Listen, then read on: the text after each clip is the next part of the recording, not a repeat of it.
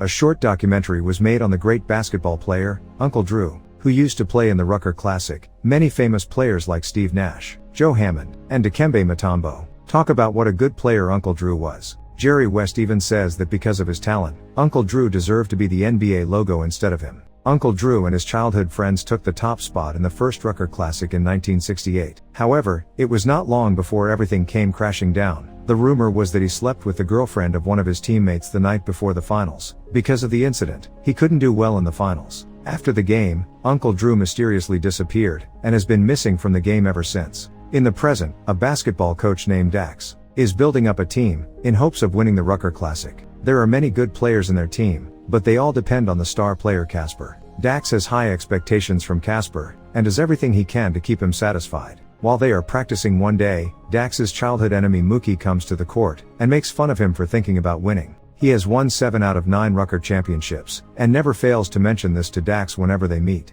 Dax is confident about his team this year. However, Mookie mentions that since he has a history of winning tournaments, star players like Casper are attracted to him. His comment worries Dax, because if the players want to join Mookie's team, he can't stop them. After Mookie leaves, Dax tries to appeal to Casper, asking him if he needs anything. Knowing that Dax works at a shoe store, he requests a new pair of expensive Jordans. Dax tries to avoid the topic, and claims he will buy her one, once the shoes arrive at the shop. That night, Dax dreams about his childhood, and how he was chosen by no adoptive parents to go to an orphanage. Because he was very lonely, he took an interest in basketball, and eventually became very good at it, not losing a match until middle school. But that changed, when in one match, Mookie blocked a shot that cost him a game. Because of this incident, he lost everyone's respect, and still hasn't recovered from it. He is so traumatized by the incident, that he has recurring dreams about the match. Dax lives with his girlfriend Jess, who hopes that one day he will be rich, and will buy him a Tesla. But currently, she covers all his expenses.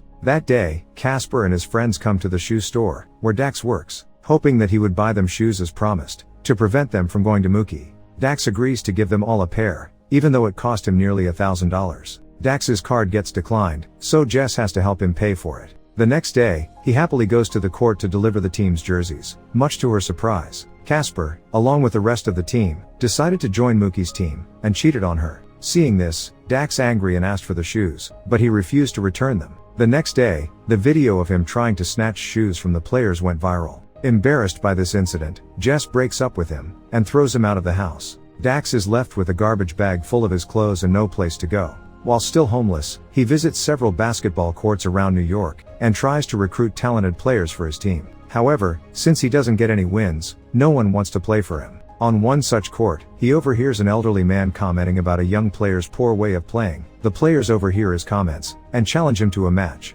At first, no one believed that the old man could defeat the energetic youth, but they were soon proven wrong, when the man gathers many baskets, and teaches the young man what he was doing wrong. Dax is impressed by the man's skills, soon realizing that he is the legendary player Uncle Drew.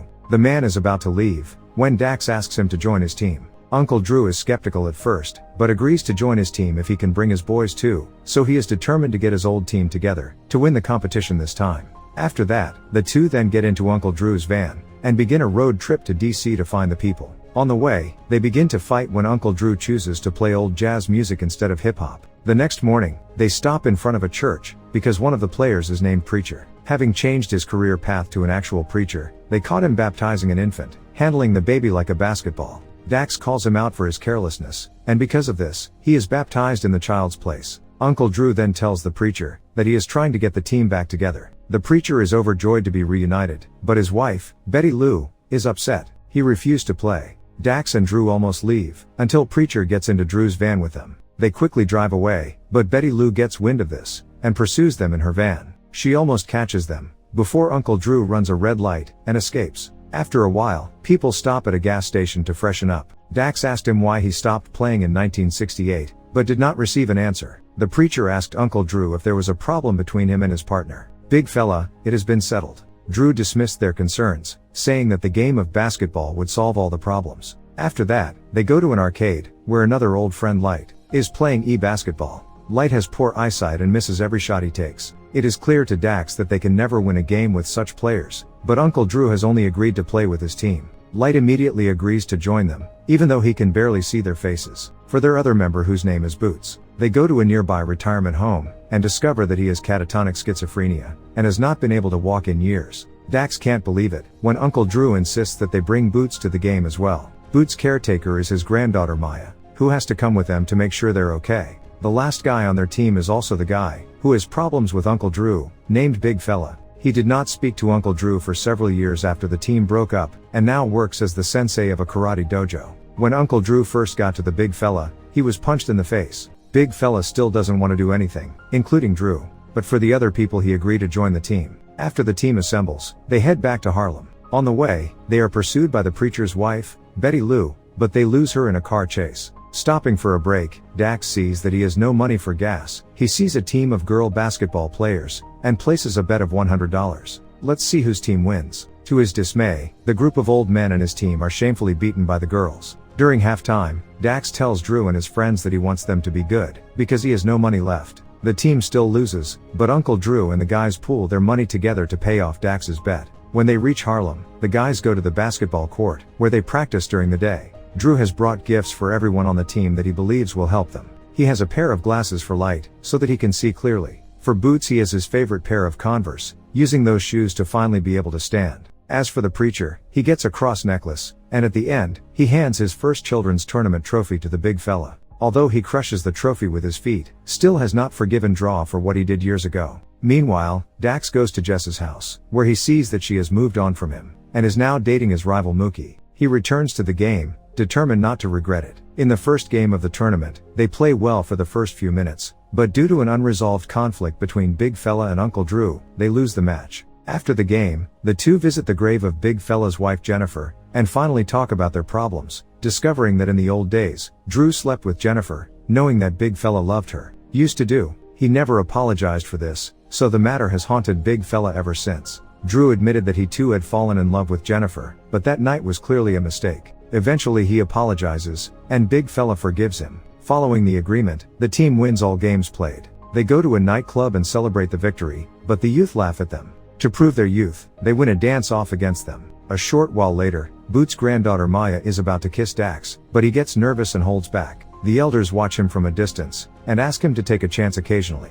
His team wins many games and reaches the semifinals. If they win the game, they will have to play against Mookie's team in the finals. They do well for the first half, but suddenly, Big Fella suffers a heart attack. They took him to the hospital, and learned that he needed to rest. Since he is out of the game, the preacher's wife Betty Lou, who has finally found them, takes his place on the team. On the day of the finals, they go up against Mookie and his team. The atmosphere is tense, due to the years-long rivalry between Mookie and Dax. Casper makes fun of Uncle Drew, which does nothing but motivate the team more. At first, they appear to be overpowered, but within minutes, they understand their opponent's strategy. The team plays very well, scoring basket after basket. This happens until suddenly, Light and Casper collide with the net post. Light injures his ankle, and is unable to continue playing. Dax panics and tries to brainstorm what they should do next. Just then, Uncle Drew suggests Dax take his place in the game. Dax is worried and afraid of losing again. He hasn't played since being beaten by Mookie in middle school. But now when there was no option left, he agreed to play.